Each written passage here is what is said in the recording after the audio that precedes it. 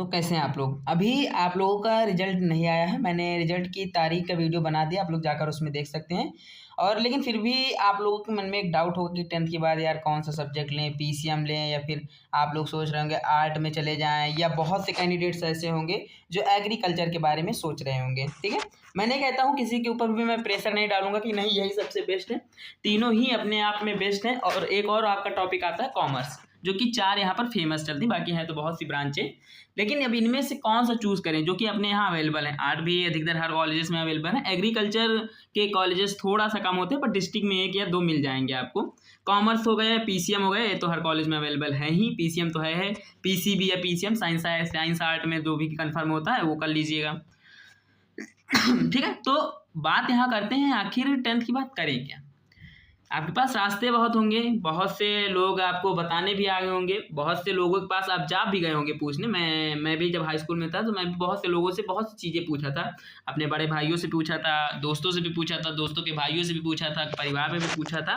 लेकिन फाइनली मैंने खुद से डिसीजन लिया था कि मुझे साइंस बायो लेना है। हालांकि मैं इंजीनियरिंग क्षेत्र में हूँ, पर अभी भी मेरे पास साइंस बायो और साइंस मैथ दोनों की सर्टिफिकेट्स हैं। ठीक है, बात करते हैं सबसे पहले ये चीज़ें जान लीजिए कि होगा क्या।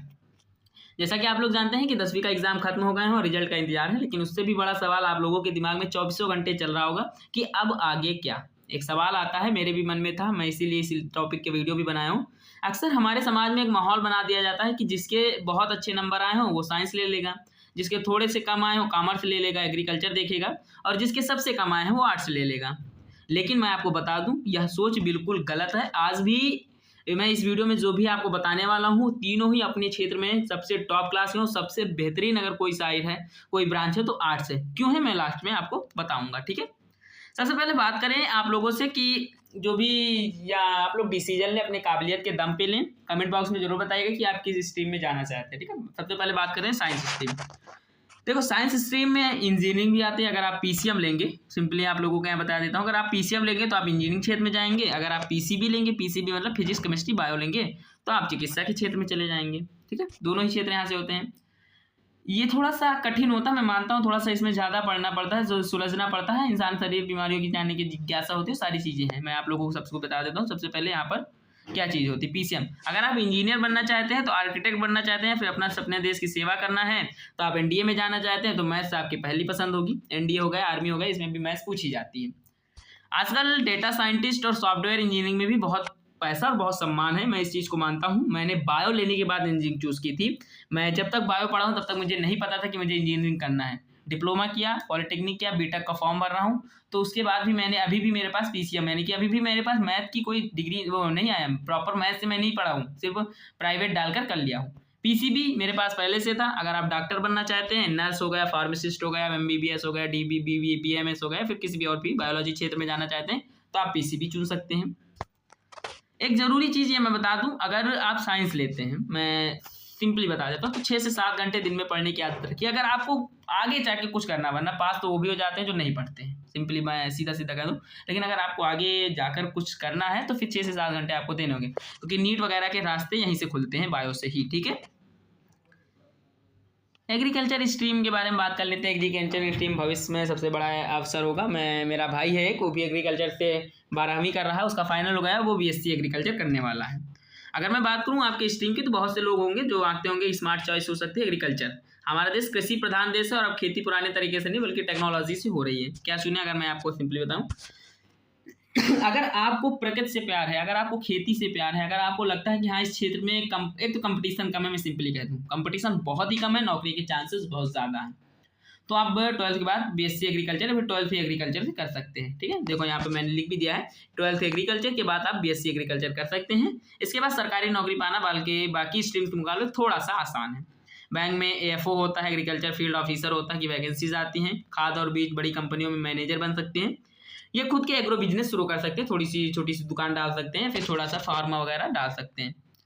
कंपटीशन थोड़ा सा यहाँ पर कम होगा, मौके ज़्यादा मिलेंगे। अगर आप गांव से जुड़े हैं तो बड़ा करना चाहते हो तो यह रास्ता आप लोगों के लिए बहुत आसान हो जाएगा। अब मैं आर्ट्स के बारे में बताऊँ, मैंने शुरुआत में बता दिया कि सबसे आसान। आज कोई भी एग्ज़ाम हो, अगर गवर्नमेंट एग्ज़ाम है तो उसमें जीके, जीएस और साइंस ये सब्जेक्ट कॉमन है। जीके सबसे ज़्यादा, अब तीसरा सबसे पावरफुल के इसलिए मैं कह रहा हूँ, अक्सर हल्का हल्का समझते हैं, लेकिन सच ये तो कि देश को चलाने की ज़्यादातर अधिकारी आईएएस पीसीएस इसी स्ट्रीम से आते हैं। किनके लिए है? अगर आप रुचि इतिहास की कहानियों में है, आपके देश सिविक्स को समझने चाहते हैं, राजनीति को समझना चाहते हैं, भूगोल या समाजशास्त्र में अपना मन लगाते हैं, तो बेझिझक आर्ट ले लीजिए। ठीक है, आर्ट ले लीजिए। अगर आपका लक्ष्य बहुत हाई लेवल पे, अगर मैं जाऊँ UPSC, IAS, PCS, SDM, SDO, BDO वगैरह की तैयारी करते हैं, तो उसमें भी अगर आप जाना चाहते हैं तो इसमें भी आप लोग कर सकते हैं। पढ़ाई आपकी 50% तैयारी करवा देगी। इसके अलावा आप एलएलबी, पत्रकारिता, टीचिंग या साइकोलॉजी में भी अच्छा खासा प्रदर्शन इसके करियर पर कर सकते हैं। गलतफहमी यह है कि आर्ट्स कमजोर बच्चों के लिए नहीं है, बल्कि उन बच्चों के लिए जो समाज की गहराई से समझना चाहते हैं और शासन में जाना चाहते हैं। मैं सिंपली बता दूं, अधिकतर आपको स्टूडेंट जो मिलेगा बीए किया हुआ है, सरकारी एग्जाम्स में मिलेगा, बीए किया हुआ ही मिलेगा। लेकिन इस चीज़ को याद रखना कि ऐसा नहीं कि बीटेक करने वाले नहीं जा सकते हैं, बट जो बीए करके आया फिर या 12th साइंस आर्ट साइड से लेकर आया, उसको इतिहास हो गया, सिविक्स हो गया, जियोग्राफी हो गया, उसमें अच्छा खासा नॉलेज हो जाता है। ठीक है, मैं सिंपली आप लोगों को यहाँ पर चुनाव का सही तरीका और मेरी सलाह मैं बताने वाला हूँ। मैं किसी के ऊपर ये दबाव नहीं डालना चाहता हूँ। हाँ, इस क्षेत्र की सक्सेस है, इस क्षेत्र में सक्सेस है। डिग्री, सर्टिफिकेट दोनों ही अपने आप में काबिलियत होती हैं, लेकिन इनके बगैर भी आदमी इंसान कुछ बन जाता है। देखो, अंत में आपको यही कहना चाहूँगा, भेड़ चाल में मत फंसिए। आपका दोस्त क्या ले रहा है, शर्मा जी का लड़का क्या ले रहा है, इससे आपका भविष्य नहीं बनेगा। फैसला लेने से पहले 3 बातों को ध्यान रखना। खुद की पहचान, क्या आप घंटों बैठकर मैथ सॉल्व कर सकते हैं? क्या आप थ्योरी और इतिहास पढ़ना बहुत पसंद है? मुझे इतिहास पढ़ना बहुत पसंद था, आज भी है। आज भी मैं पॉलिटी वगैरह को मतलब कि डेली पढ़ता हूँ, लगभग पॉलिटी, हिस्ट्री, सारी चीज़ें पढ़ता हूँ, मुझे अच्छा लगता है। करियर गोल, अगर आप खुद को सफ़ेद कोट डॉक्टर में देखना चाहते हैं तो एक ऑफिस के फाइल चेक करते हुए, आईएएस या फिर किसी लैब में मिट्टी की जांच करते हुए। आर्थिक स्थिति और मेहनत, अपनी फैमिली की स्थिति और अपनी मेहनत की क्षमता को ध्यान रखें। कभी भी जोश में आके ऐसा कोर्स ना ले लीजिए कि आपका परिवार उसको पढ़ाने में खुद घिस जाए। कभी भी कोई भी लड़का नहीं चाहेगा कि मेरा परिवार उसके पीछे बर्बाद हो जाए। ये भी कोई भी परिवार नहीं परिवार तो हमेशा माँ बाप हमेशा यही चाहेंगे कि मेरा बेटा सबसे अच्छा पढ़े, पर बेटा आखिरकार पढ़ ही रहा है या फिर मतलब कि उसको लग रहा है अगर पढ़ना है तो फिर पढ़िए। ऐसा नहीं कि काम करके नहीं पढ़ सकते इंसान, बहुत से इंसान है पढ़े हैं। मैं भी इस समय प्रेजेंट में उसी राह पे चल रहा हूँ।